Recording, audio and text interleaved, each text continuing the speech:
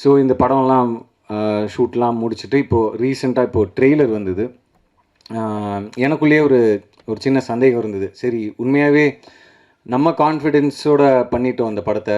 Audience இதை எப்படி பார்க்க போகிறாங்க, இந்த இந்த புது நான் எடுத்திருக்கிற இந்த இந்த ஆக்ஷன் அவதாரை எப்படி ரிசீவ் பண்ண போகிறாங்க அப்படின்ற ஒரு ஒரு ஒரு சின்ன தயக்கமும் ஒரு சின்ன பயமும் இருந்தது. ட்ரெய்லர் வந்ததுக்கப்புறம் யாரும் பெருசாக திட்டலை. ஸோ அதுவே ஒரு பெரிய மெரிட்டாக எனக்கு ஃபீல் ஆச்சு. அதுக்கப்புறம் முந்தா நேற்று எஸ்டிஆர் அண்ணன் கால் பண்ணார். கால் பண்ணிவிட்டு இந்த மாதிரி ட்ரெய்லர் பார்த்தேன்டா, பெர்ஃபார்மன்ஸு அது இதெல்லாம் தாண்டி எனக்கு ஒரு விஷயம் ரொம்ப பிடிச்சிருந்தது அப்படின்னு சொன்னார்.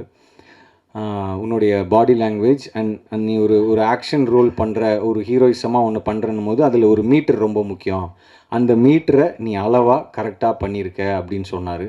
ஸோ அவர்கிட்டேருந்து வரும்போது அது ஒரு ஒரு பெரிய ஒரு ஒரு கான்ஃபிடென்ஸை கொடுத்துச்சு. ஏன்னா இதோட நீ அதிகமாக பண்ணனா ரொம்ப ஜாஸ்தியாக இருக்கும். ஏன்னா நீ இப்போ தான் ஸ்டார்ட் பண்ணுற, ஆக்ஷன் படங்கள் பண்ண இப்போ தான் ஸ்டார்ட் பண்ணுற. ஸோ கரெக்டாக இருக்குது அப்படின்ற மாதிரி அவர் சொன்னார்.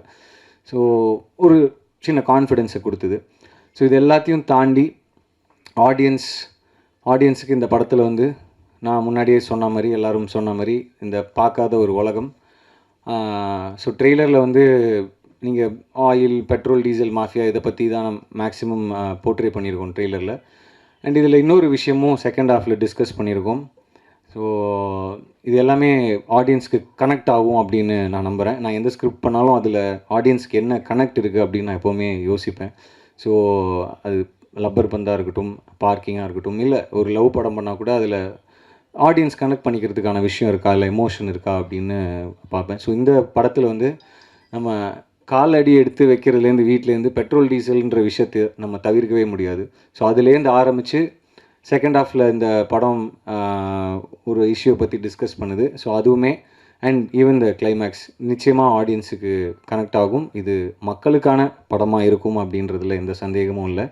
நாங்கள் படம் பார்த்துட்டேன். ஸோ அந்த நம்பிக்கையில் தான் நான் பேசிகிட்ருக்கேன்.